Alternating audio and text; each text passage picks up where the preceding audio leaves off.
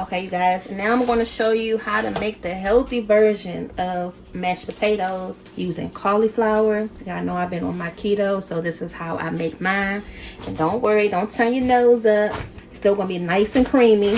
And I'm glad I'm doing this tonight because I have been wanting to show you guys this. So when I do it, I only use half. And the only thing we're going to do is just take it off the stove.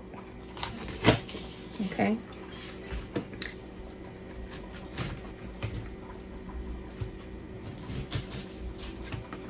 Okay, so this is what we're taking off. And then you're just going to separate it some. We're going to get it nice and soft in the pot anyway, so you don't have to even really break it down that much. I'm just going to rinse it off, but that's pretty much all you need right there. This is going to be enough for about 1 to 2 people. We're going to add a little bit of salt. Flavor up that cauliflower first now. Okay, now this is how the cauliflower is looking. It's still not soft enough yet. It's going to be done once it becomes breakable with the spoon. Right now, it's nowhere near. So we're going to keep boiling this. And I had the top on it. I went on ahead and turned the cauliflower off. Look at this. Now you see the difference. You can easily break it apart. So what I'm going to do now is I'm going to take all this water out. And that's how it should look. Make sure you get all of that water off because you don't want it to get in your mashed potatoes because we're going to add the cream. So you want them to be more creamy than watery. So now what I'm going to do, now if you don't have one of these, I'm going to use my emulsion blender. This is to help puree your vegetables. I bought this, it was like $5, $10 off of Amazon, something like that. Then pretty much had it for a while now. So I use it for dishes like this or, you know, soups. Something that you need to puree it down and get it nice and fine. While it's still nice and hot, I'm gonna go ahead and add some butter. And I have some light cream.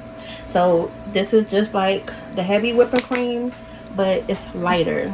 So it's not gonna have as much, you know, cream in it. But to be honest, I really can't taste the difference because this is just as creamy as the heavy. What y'all think? And then from here, I'm just gonna blend it up. And you're just gonna smash it down.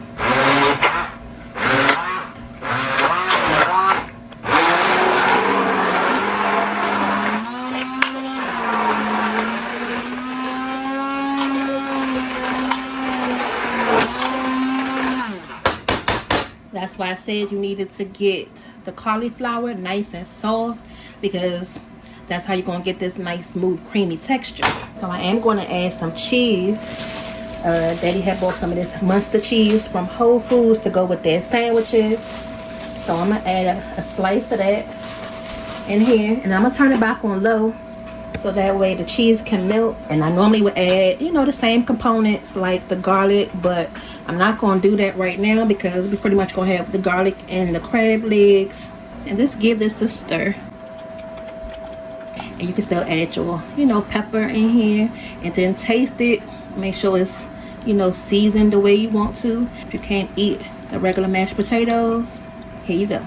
I think I need to add a little bit more salt to this. Just a little bit, but not too much because we still have salt and everything else. So I'm going to keep this on the stove so it can stay nice and warm. But this is done. And you can still add some sour cream in here too. You know, hook it up like you would your normal mashed potatoes. I'm just showing you how to do it, y'all. And then my cauliflower mashed potatoes.